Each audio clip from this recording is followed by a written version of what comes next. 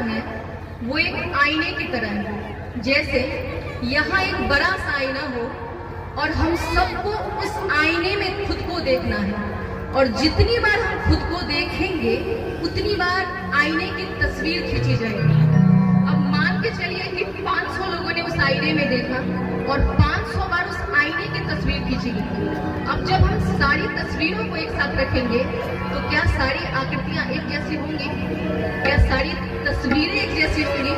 नहीं ना। तो हमारे रामचंद्र जी जो हैं वो उस आईने की तरह हैं। हम जितनी बार रामचंद्र जी के व्याख्या करेंगे, उनके नाम का श्रवण करेंगे, रामायण को पढ़ेंगे, हमें कुछ नया समझ में आएगा, हमें कुछ नया सीखने को मिलेगा। इस बात को समझाने के लिए जब गोस्वामी तुलसीदास जी महाराज रामचरितमानस की रचना कर रहे थे तो उन्होंने मानस चौपाई लिखी। चौपाई क्या थी? सिया राम मैं सब जुग जानी, सिया राम मैं सब जुग जानी, करहु प्रणाम जोगी जुग पानी। अर्थात हर जगह भगवान है, हर किसी के भीतर राम है, हमें उन्हें हाथ जोड़कर प्रणाम करना चाहिए। ये मानस चौपाई लिखने के बाद महाराज जी अपने घर की ओर जाने लगे। रास्ते में उन्हें एक छोटा सा बालक मिलता है, उनसे कहता है महाराज जी इस रास्ते से आप आगे मत जाइए। महाराज जी कहते हैं क्यों भाई, क्यों नहीं जाऊं? तो बालक कहता है कि आगे बहुत बिग बैल है जो लोगों को टक्कर मार रहा है और आपने तो लाल वस्त्र धारण कर रखा है। तुलसीदास जी महाराज कहते हैं, मन में सोचते हैं ये कल का बालक मुझे समझाएगा, सब में राम है, मैं इस बात को जानता हूँ, अगर वो बैल मेरे सामने आ जाएगा मैं उसे हाथ जोड़कर प्रणाम कर लूंगा और आगे बढ़ जाऊंगा। ऐसा सोचकर महाराज जी उसी रास्ते में आगे जाते हैं। सचमुच वो बैल जो है वो महाराज जी के सामने आता है और उन्हें बड़ी जोर से टक्कर मारता है और महाराज जी सीधे जमीन पे गिर जाते हैं। तुलसीदास जी को बड़ा क्रोध आता है और वो अपने घर जाने के बजाय सीधे उस स्थान पे पहुंचते हैं जहां वो मानस की चौपाइयां लिख रहे थे और उस चौपाई को फाड़ने लगते हैं। तभी वहां श्री राम के सबसे बड़े सेवक हनुमान जी प्रकट होते हैं। हनुमान जी कहते हैं महाराज जी आप क्या कर रहे हैं? तुलसीदास जी कहते हैं शायद मैंने ये चौपाई गलत लिख दी है और पूरी आप बीती सुनाते हैं। हनुमान जी हंसते हुए कहते हैं महाराज जी आपने बैल में तो रामचंद्र जी को देखा और उस छोटे से बालक में प्रभु को नहीं देखा जो आपको पहले बचाने आए थे। प्रभु तो आपको पहले ही बचाने आए थे, आप उन्हें पहचान नहीं पाए तो इसमें ये मानस चौपाई कैसे गलत साबित हुई? तब जाके गोस्वामी तुलसीदास महाराज जी को अपनी भूल का एहसास होता है, उन्हें पश्चाताप होता है और महाराज जी तब लिखते हैं गंगा बड़ी न गोदावरी, गंगा बड़ी न गोदावरी, न तीर्थ बड़ी प्रयाग, सकल तीर्थ का पुण्य वही, सकल तीर्थ का पुण्य वही, जहाँ हृदय राम का वास। बोलिए जय श्री राम। 16वीं शताब्दी में जब तुलसीदास जी महाराज रचना कर रहे थे मानस चौपाइयों की तो किसी ने उनसे पूछा कि आप मानस चौपाई क्यों लिख रहे हैं, आप क्या संदेशा देना चाहते हैं, आप क्या समझाना चाहते हैं? महाराज जी कहते हैं मैं ये रामायण, मैं ये राम की कृतियां किसी और के लिए नहीं, अपने हृदय की संतुष्टि के लिए, अपने हृदय को प्रसन्नता रखने के लिए लिख रहा हूँ। यानी कि राम जो है वो आपको खुद को प्रसन्नता देते हैं। अभी के वक्त में, अभी जो समय, अभी जो दौर चल रहा है उसमें खुद को प्रसन्न रखना बहुत बड़ा कार्य है।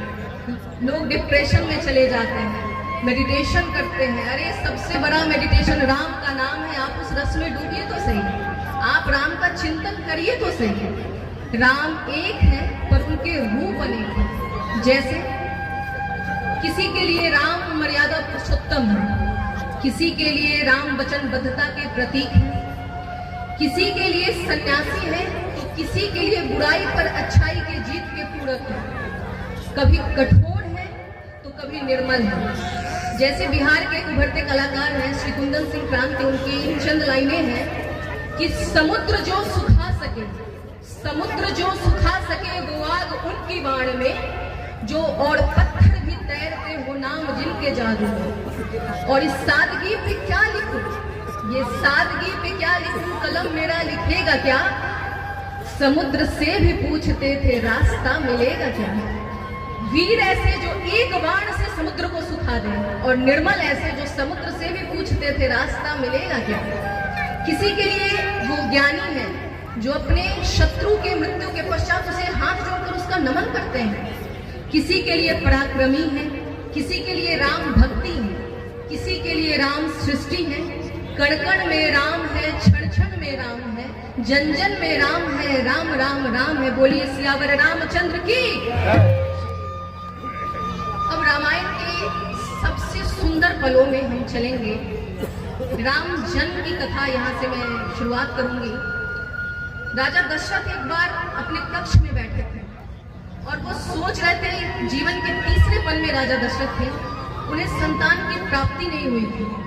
राजा दशरथ को ऐसा लगता है कि अगर मेरे साथ कुछ अप्रिय घटना हुई तो अयोध्या का क्या होगा, यहाँ के लोगों का क्या होगा, मेरे लोगों का क्या होगा। तो दशरथ जी को एक श्राप मिला था बहुत पहले। उस श्राप की वजह से दशरथ जी कई बार व्याकुल हो जाते थे। मेरी एक रचना है दशरथ विलाप, उसमें मैंने राम के प्रति दशरथ का लगाव और उनके विलाप को लिखा है। आइए आपके साथ साझा करती हूँ। दशरथ कहते हैं, सब कहते मैं राजाधिराज, सब कहते मैं राजाधिराज, प्रचुर संपत्ति मेरे पास, 3 रानियों का मैं स्वामी, नाम है दशरथ, हूं मैं अयोध्या का महिपाल। निसंतान रहा जब वर्षों, निसंतान रहा जब वर्षों, ऋषियों ने तब आशीष दिया, सर्व देवता हुए अति हर्षित, स्वयं अग्निदेव ने कृपा किया।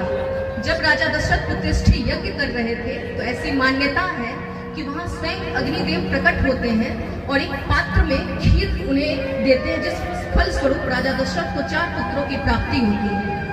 तो वही राजा दशरथ कहते हैं कि 4 पुत्र नहीं मानो 4 धाम मिले, जब कठोर पुत्रष्टि यज्ञ किया। अब एक पिता के प्रेम को समझिए, एक पिता के भाव को समझिए, जो वर्षों से निसंतान है, उसे संतान की प्राप्ति हुई, और संतान भी कैसा, तो प्रभु श्री राम के रूप में। मन था आह्लादित आंखों में अश्रु, मन था आह्लादित आंखों में अश्रु, जब देखा स्वयं प्रभु ने जन्म लिया, कुछ सुध न रहे भूला सब कुछ, कुछ सुध न रहे भूला सब कुछ, जब गुरु वशिष्ठ ने राम कहा। ये राम नाम की महिमा है। एक राजा अपना सुध-बुध खो बैठता है, क्योंकि उस वक्त वो अयोध्या का नरेश नहीं, राम के पिता हैं, इसलिए वो अपना सुध-बुध खो बैठते हैं। सारी सृष्टि मेरी बाहों में। जब सर्वप्रथम पहली बार जब राजा दशरथ अपने पुत्र को अपनी बाहों में, अपनी गोद में लेते हैं, तो राजा दशरथ की मनोभावना को मैंने अपने शब्दों से लिखा। सारी सृष्टि मेरी बाहों में, जब बाल्य प्रभु को गोद लिया, रहूंगा आभारी।